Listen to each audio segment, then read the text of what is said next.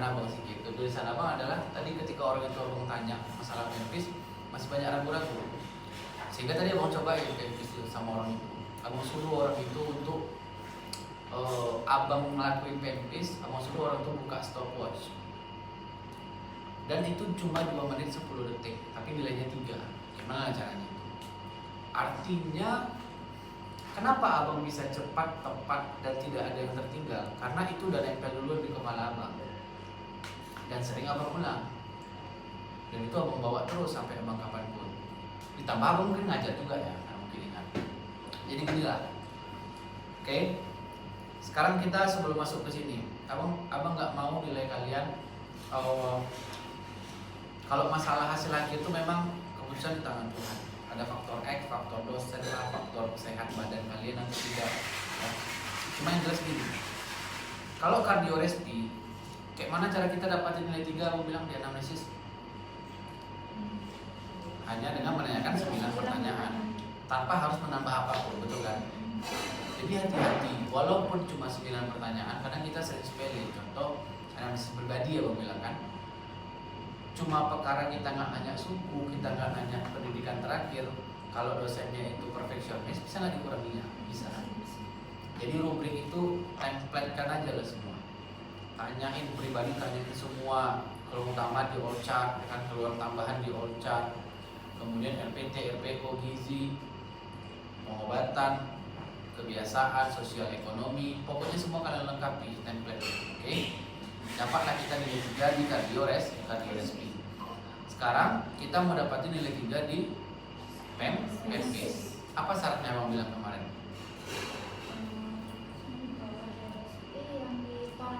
Iya, intinya dia head to toe aja kan sebenarnya kan. Intinya dia head to toe aja. Dimana di toraks itu sebenarnya agak lebih effort aja sedikit. Oke? Agak lebih banyak aja pemeriksaan yang kita lakukan. Tapi head to toe yang sebenarnya itu ya seperti itu. Jadi sampai kalian nanti semester 7, head to toe yang abang ajarkan itulah yang akan kalian bawa terus. Oke? Ya, kopi aku ya kak? Bukan ya? Oh ya. Itulah yang akan kalian bawa sampai kalian semester 7. Kalau kita ada rezeki, ketemu lagi kita semester 5, ketemu lagi kita misalkan di semester 6 misalnya. Abang cuma akan, kita anggap kita udah satu hati nih, satu pikiran semua. Abang tinggal akan bilang sama kalian, dek head to toe ya, abang bilang. Berarti head to toe versi kalian itu udah harus sama dengan head to toe versi abang. Paham? Oke. Coba satu orang, siapa di sini yang mau, nggak usah dipraktekkan, tapi urutannya dari atas ke bawah. Coba. Cakap-cakapin aja, siapa yang mau?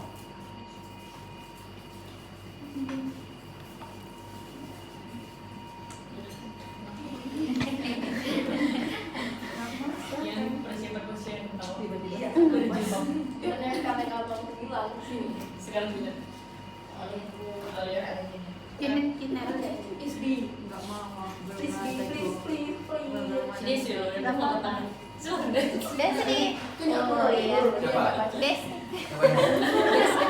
Tanggal berapa sekarang? 7. Abang mau hitung satunya dari mana? Kirinya di sana. 1, 2, 3, 4, 5, 6, 7. Tapi not fair juga. 1, 2, 3, 4, 5, 6, 7 ada.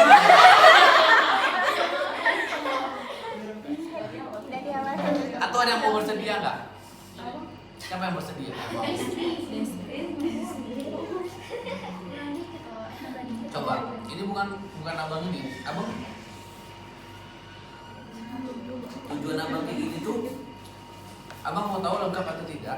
Yang kedua, abang mau tahu temponya. Oke? Nah, coba ya.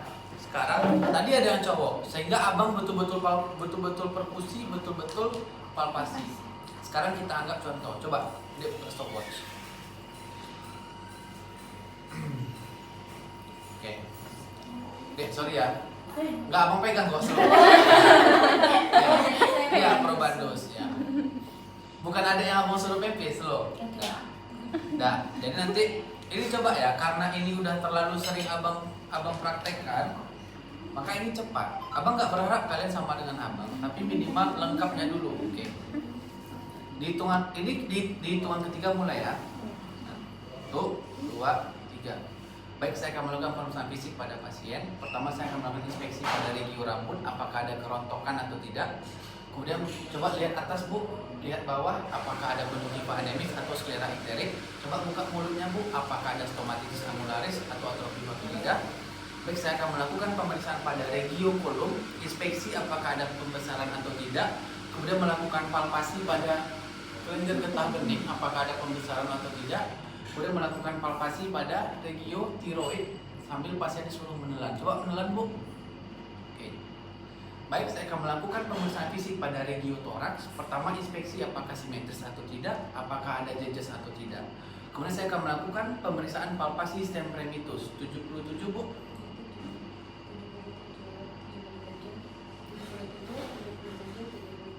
Baik, saya akan melakukan palpasi pada iktus jantung, apakah ada kesan kardiomegali atau tidak. Baik, saya akan melakukan pemeriksaan perkusi pada bagian toraks. Dan saya akan melakukan perkusi batas jantung.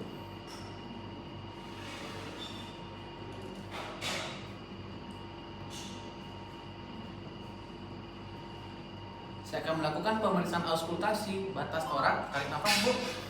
Buang, tarik nafas, buang, tarik nafas, buang, tarik nafas, buang, tarik nafas, buang, tarik nafas, buang. Dan saya akan melakukan auskultasi pada untuk melihat bunyi jantung.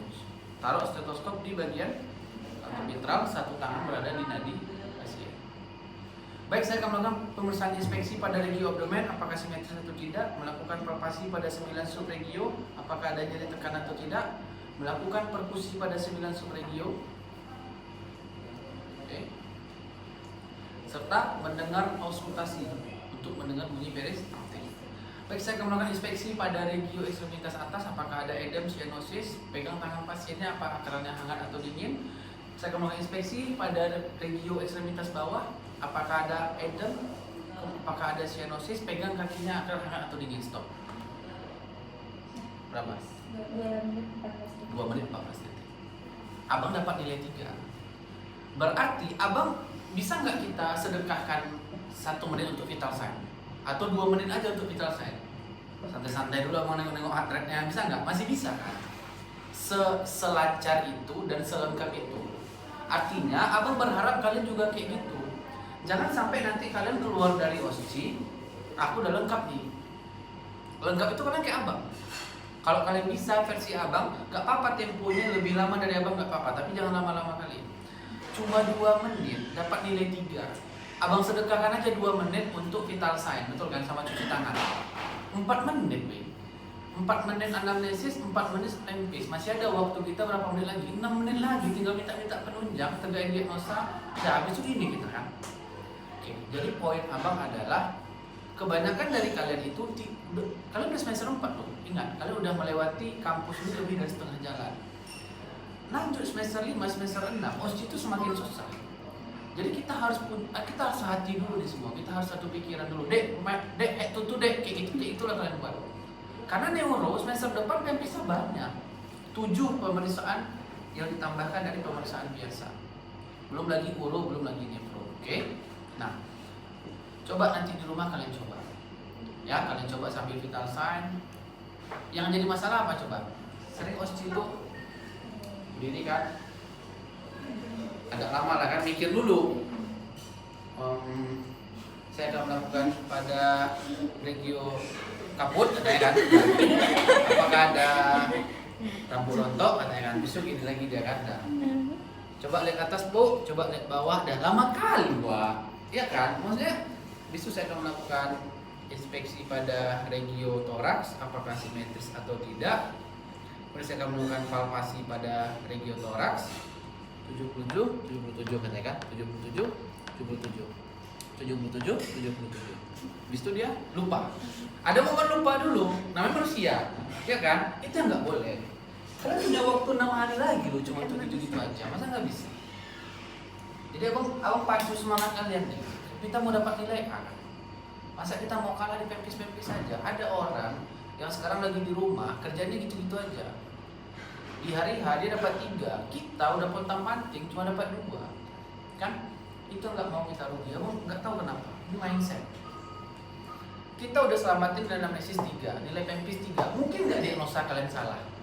Kalau kalian udah les, kayaknya nggak mungkin. Sebandit-banditnya orang udah pernah abang ajarkan, dia ingat kok mind mapping abang.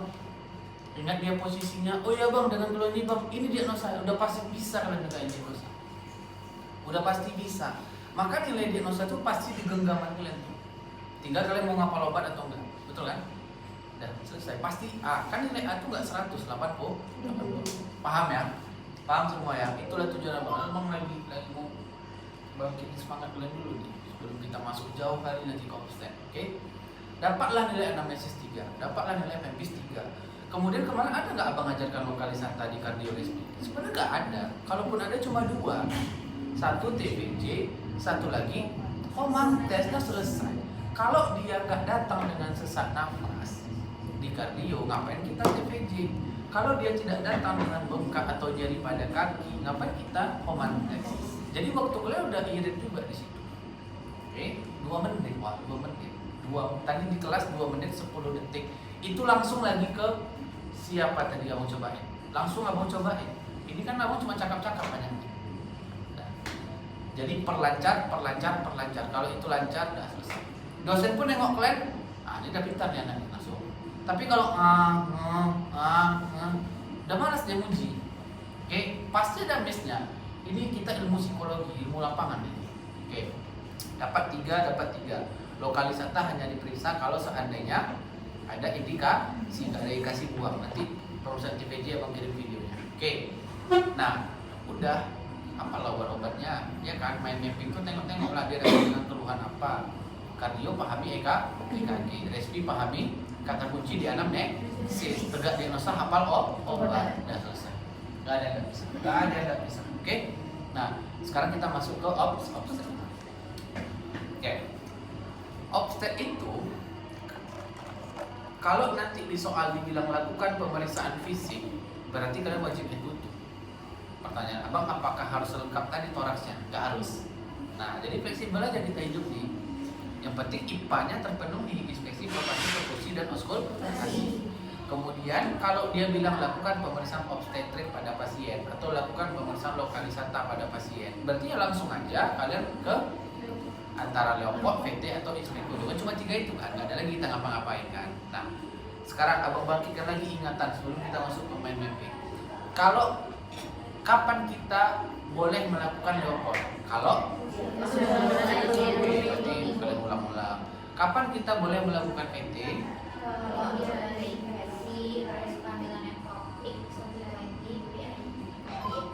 Ya, tapi yang paling penting satu lagi ada lupa. PID, jadi goyang cervix, KET, jadi goyang cervix, ya kan? Itu aja kan? Itu kan infeksi itu KET. Satu lagi apa? Adanya infarto. Jadi kalau di luar itu bisa nggak kalian PT? Ya nggak usah. Kapan kita inspekulo? Kalau ada Keluar perdarahan atau keluar air. Offset dulu nih kita bicara. Ginek nanti aja. Keluar perdarahan atau keluar air. Tapi kalau abang udah buat mind mapping, pasti datang dengan keluar perdarahan per vagina. Maka inspekulo. Pasti datang dengan keluar air dari vagina, KPD, chorioamnionitis. Maka inspekulo. Jadi kata kunci yang abang kasih di pertemuan 1 itu akan membantu kalian dalam posisi. Kenapa gitu? Nanti abang kasih pengecor-pengecornya waktu main mapping. Karena semua manikinnya itu ada di situ. Abang takutnya kalian periksa, gak ada indikasi kalian periksa. Jadi yang harusnya nilai kita bagus, dikenainnya di situ. Kita gini aja deh. Kita mindset kita station 1 misalkan Dr. Dedi, ya kan? Station 2 misalkan Dr. Irfan. Station 3, siapa penguji yang sulit itu aja dulu mindset kita. Sehingga abang pernah mengalami fase kalian kok. Abang di semester 4 kayak kalian itu, abang masih ingat tuh. Abang di Pulmo, Dr. Syahrul Rahman, ya kan? Abang di pintar-pintar semua. Abang di Dr. Dedi, Dr. Irfan. Satu lagi abang lupa, perfeksionis semua. Begitu abang intip, nampak dosennya perfeksionis, gak down kita. Oke, gue buktikan. Tengok aja, nanti aku sampai dalam aku bagus. Dah. Oke, jangan down duluan, nanti kita gentar duluan masuk kan, itu bahaya. Oke. Sekarang kita mulai ya. Oke, nanti belajar lagi, kamu minta tolong kali ya. Kardiorespi Sekarang kita masuk ke obstet. Nah, sekarang pasiennya pertama datang dengan keluhan mules-mules, tapi dia dibawa bidan. Kira-kira apa nih? Partus lama. Ada kata kunci dibawa bidan. Kalau dia bidannya bisa ngelahirin, dia aja ngelahirin, dapat duit dia kan, ngapain ngasih ke kita kan? Oke, jadi ini kemungkinan adalah partus lama. Maka pasien datang dengan partus lama, kita harus tahu penyebabnya apa, biar terapinya bagus, biar sesuai. Kalian bagi jadi 3P kan. Pertama masalahnya di power, yang kedua masalahnya di passage, yang ketiga masalahnya itu adalah di passenger atau penumpangnya. Harusnya kalau dia power, kontraksi yang kuat akan membuat bayi turun. Kalau kontraksinya nggak ada, ya nggak turun lah bayinya, wajar dia macet kan. Tapi untuk negain ini berarti kalian wajib tahu normal kontraksi itu berapa, ya kan? Jadi normalnya berapa? 3 sampai 4 kali dalam 10 menit dengan durasi atau selama boleh yaitu 40 sampai dengan 60 detik. Gimana cara periksa HIS? Tidak ada mengajari kemarin. Coba kalian bayangkan, habis Leopold 2 kalian nggak DJJ, nggak juga periksa HIS. Dapat nggak informasi ini? Nggak dapat. Itulah yang sering terjadi sama anak les. Mind mappingnya dia tahu, dia ingat tuh di kepala dia. Tapi kok nggak ada keluar di OSCE? Kenapa nggak keluar? Karena nggak diperiksa. Oke. Nah, kemudian passage itu artinya jalan lahirnya sempit, panggulnya sempit. Gimana kita bisa tahu dia panggul sempit? Maka di situ kalian pura-pura VT. Ada nggak tepatnya VT di sini? Ada, kan jadi paku. Oke.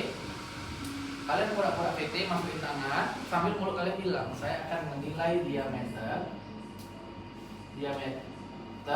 dari konjugata diagonalis atau konjugata vera aja lebih. Karena konjugata diagonalis itu pengalinya, penambahnya. Oke. Konjugata vera. Nanti dikatakan panggul sempit apabila dia di bawah 11 cm. Oke, terulangi ya deh, sorry ya. Nah, yang ketiga, kalian tahu bayinya besar dari mana? Berat badannya di atas 4 kilo. Dia makrosomia. Kita nggak punya modalitas USG. Iya, betul. TFU. Karena dari situ ada taksiran berat ya. Nggak usah kalian hitung-hitung berdasarkan buku KKD itu 155 kurang sekian, nggak usah. Kalian periksa aja TFU tuh, kalau memang kasusnya ini, dosennya akan kasih tahu beratnya sekian, paham? Kalian bayangkan, habis Leopold 1, kalian tidak TFU, langsung ke Leopold 2. Manalah kalian tahu dia makrosomia. Keluar-keluar kawan kalian partus lama, causa makrosomia. Kalian keluar-keluar causa power. Oke, yang harusnya nilai 2 jadi 1 kan? Nah, saya kali. Oke. Dah selesai, itulah. Apa kita minta penunjangnya di sini? Kita punya kalau di objek ini 3 keranjang sampah. 3 keranjang sampahnya itu darah rutin, kemudian planotes untuk cek kehamilan, sama pemeriksaan USG walaupun nggak akan keluar. Karena ibu hamil pasti di USG. Kita dokter umum ini nggak punya kompetensi untuk USG. Inilah keranjang sampahnya. Nah sekarang kita, oke, satu lagi jangan lupa minta partograf. Apa hasil partografnya bang? Kan banyak tuh, ya kan banyak kali komponen partograf kan. Pura-pura baca aja, dijumpai kesan partus lama, dan selesai. Kalau kalian tahu masalahnya di mana, bisa nggak kalian mainkan interpretasi partografnya? Ya bisa kali lah.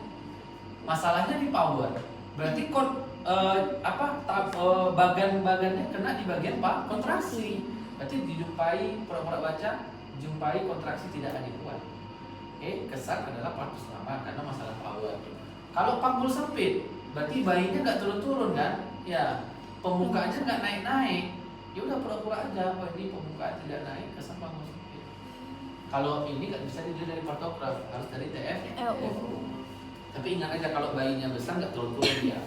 Berarti kemungkinan penurunan bayinya tidak berlanjut sama pembukaan cerviknya tidak berlanjut. Paham ya? Oke. Power, kalau power berarti, nah ini enaknya objek ini kita nggak banyak ngeresep, kita cuma banyak cakap-cakap atau ngetik, ini komputer kalian ngetik ya.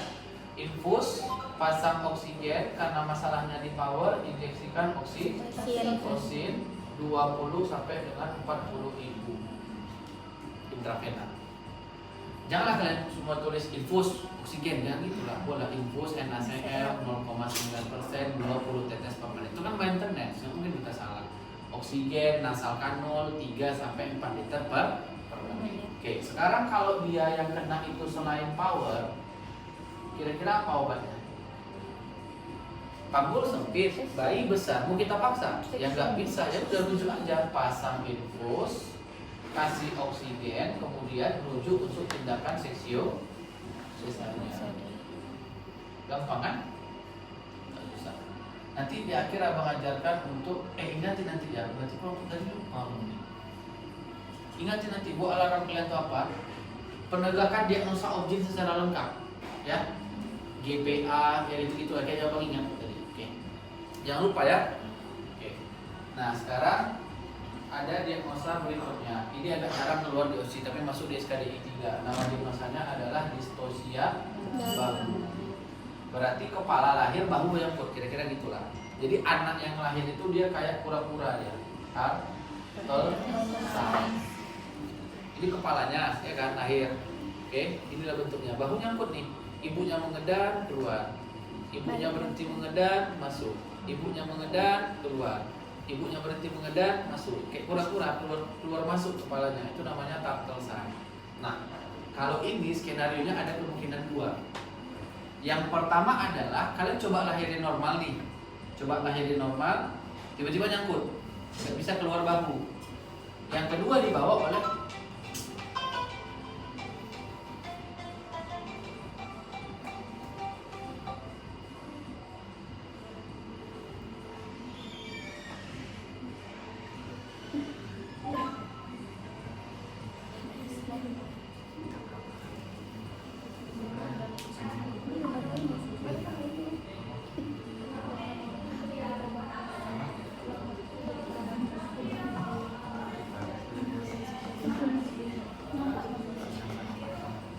halo Pak. Pak, lanjut Pak, aku disuruh Bang Hangga nih, mobil dia. Dari teleponnya Kak Charles.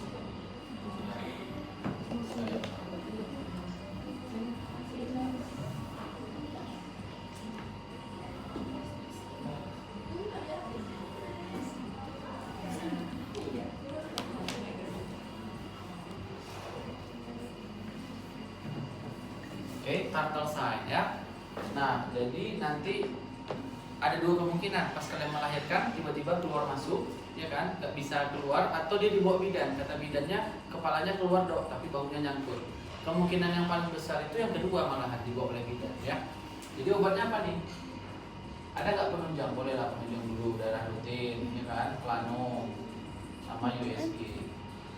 Nanti obatnya kalian tinggal pasang infus, kemudian pasang oksigen, kemudian kalian anjurkan untuk apa? Jangan dilakuin ya, episiotomi. Baru kalian rujuk. Jadi kan mana tahu dengan episiotomi bisa lolos bahunya, ya. Oke, apa? Bilang aja. Karena kan kalau manikinnya manikin karet tuh, kalau kalian potong, kalau kalian masuk lagi potong, kalau kalian masuk lagi potong, nggak ada lagi manikin khusus. Kecuali dia ada tempelnya pakai kayak manikin plastik itu, nah itu boleh kalian potong. Kita kayak berarti kalau misalnya datang di sosial bahu, berarti kita coba melahirkan normal dulu. Coba episiotomi dulu. Ya, kalau gagal langsung rujuk. Ada manuvernya namanya, manuver McRobert. Tapi bukan kita pula yang ini kan yang ngerjain, ya. Oke, sekarang pasiennya datang dengan keluhan ini dia. Prolaps tali pusat. Ini apa aja pempisnya coba kalau partus lama? Leopold nggak kira-kira? Leopold lah kan, karena infartu kan pasti di atas 20 minggu. Infartu berarti VT. Spekulo nggak? Nggak. Ada nggak perdarahan terkeluar air-air? Jangan tambah-tambah ya. Prolaps tali pusat. Prolaps tali pusat kita bagi jadi dua. Tali pusat terkemuka. Oke. Yang kedua adalah tali pusat menunggu. Apa bedanya? Kalau yang menunggu udah pecah itu ya. PT aja ya kan. Kalau dia terkemuka ketubannya utuh. Kalau ini ketumbarnya Pecah. pecah. Oke.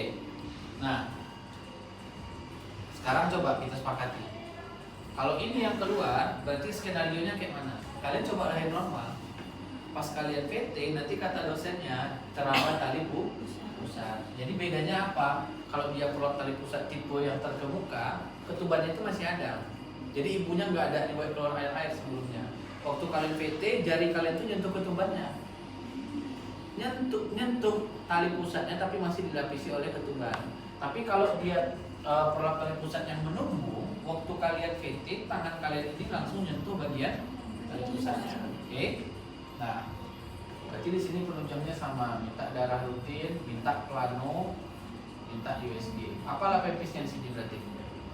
Kalau plot tali pusat itu ketahuannya pada saat infartu kan, berarti Leopold sama VT, Spigolo nggak usah, ya. Tata laksananya apa bang? Tata laksananya kalian pasang infus, kemudian pasang oksigen, kemudian kalian rujuk dengan posisi apa nama posisinya? Track jalan ber itu adalah Kakinya tibet. lebih tinggi daripada kepala. Oke, jadi taruh aja bantal di bagian bokongnya, ya. Ya.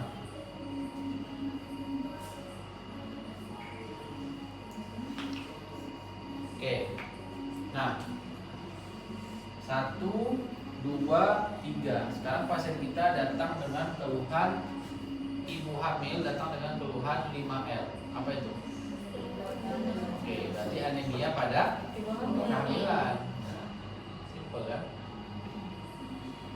Oke, kalau dia datang dengan anemia pada kehamilan, cuma ada 2 kemungkinan kan di blok ini kan. Pertama anemia defisiensi Besi. yang kedua ini kompetensi 4 ya.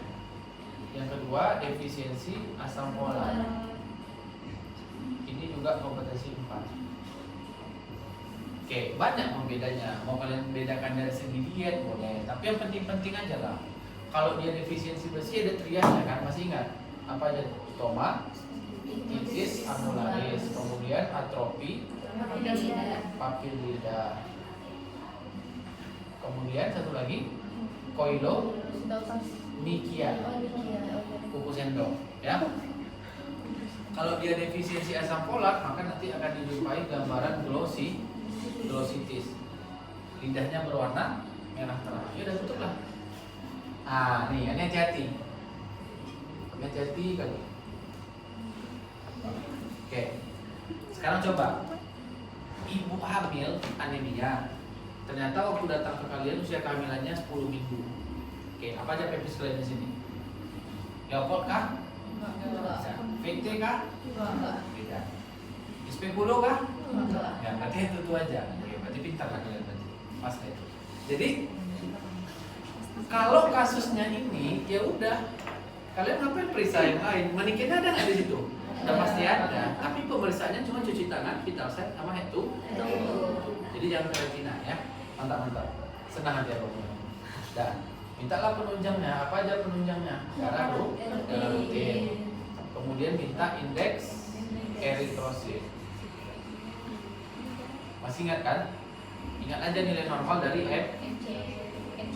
MCV aja lah.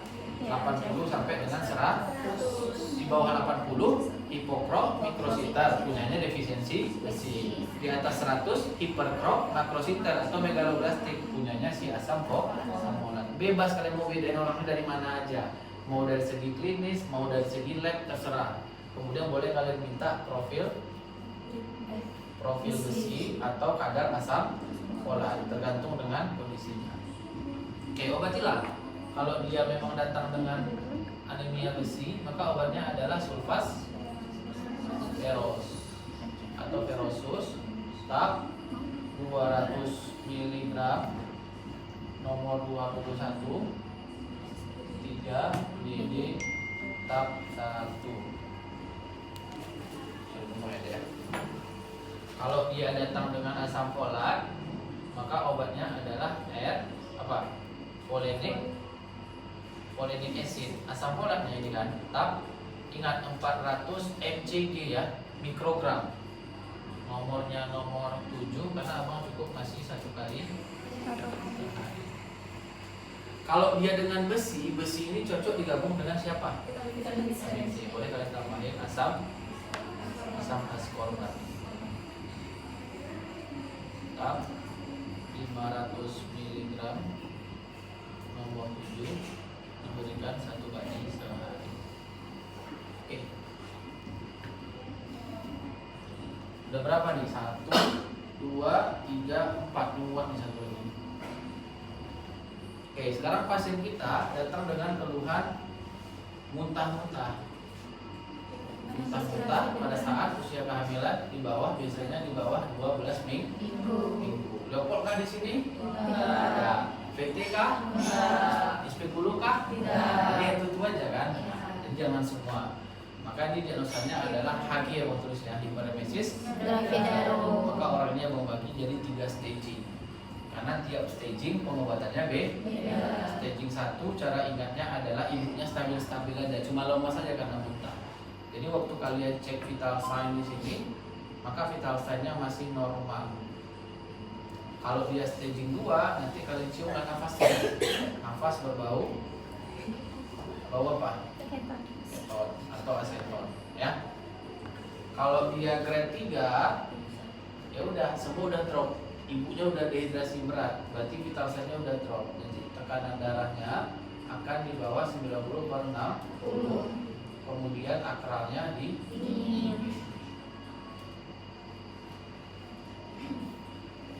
Oke. Nah, dia muntah nih. Berarti pemeriksaan penunjangnya apa aja? Minta darah rutin, kemudian minta elektrolit.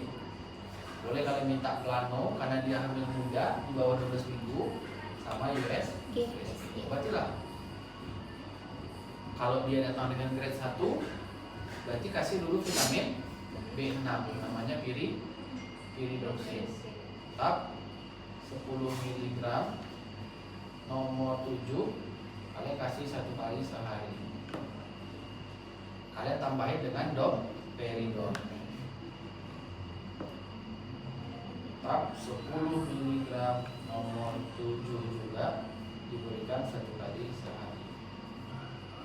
Kalau dia dengan grade 2, obat muntahnya udah hebat kan? Berarti ganti dengan ondansetron. Pernah dengar ini kan? Pernah. Ondansetron tetap 8 mg nomor 21 diberikan 3 kali sehari. Kalau dia udah datang dengan grade 3, udah drop duluan kan? Udah dehidrasi berat kan? Pasang infus, berikan oksigen, berikan obat muntahnya secara intravena, injeksikan ondansetron secara intravena. Ini punya kompetensi kalian, kompetensi 4. Kalau ini yang keluar, boleh kalian nggak rujuk. Tapi ini kompetensi 3. Kalau dia grade 2 sama grade 3. Oke, udah 5 main, ya kan? Pelan-pelan aja, jadi dia abang senang lah nyambung kalian berarti. Ya, kemungkinan banyak dapat nilai A nanti. Kencang aja aminnya ya. Ya Allah, ya Allah.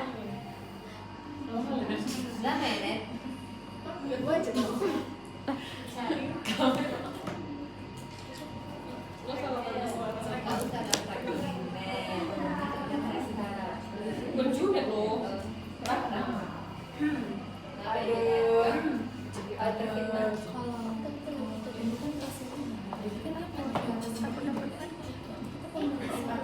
Di tempat kantor itu di mana? Dulu kan gue ada di tulisannya terus dibuat sendiri kan? Harusnya. Kan kita sering kan nulis. Kita kerjain. Udah ada hasilnya dia kata dokter Said. Jadi kita minta. Iya minta. Iya, coba. Terus kan kalau misalnya dia minta pasang AKDF kan nggak ada penunjangnya, berarti kita minta tetap darah rutin. Kalau misalkan akademik langsung. Iya kan, tindakan langsung lah ini kita. Terus habis itu kita dari kalorinya Pipi. oh iya Iya, itu kemarin kan sesi 2 ya? Sesi 1 ya? Iya. Itu lah sesi 1 kita nggak nanya kan, tapi kalau misalkan aku tanya sampai jadi nggak mau udah nggak ada tetap sana, nggak ada asal pencet aja nanti yang penting misi ya Garis kan? penggolan. Garis aja nggak sih? Garis Iya, sama titik. iya, karena memang nggak diminta kan di apa namanya skenario. Oh. Dalam rutin aja kalau makan harus kita kerjain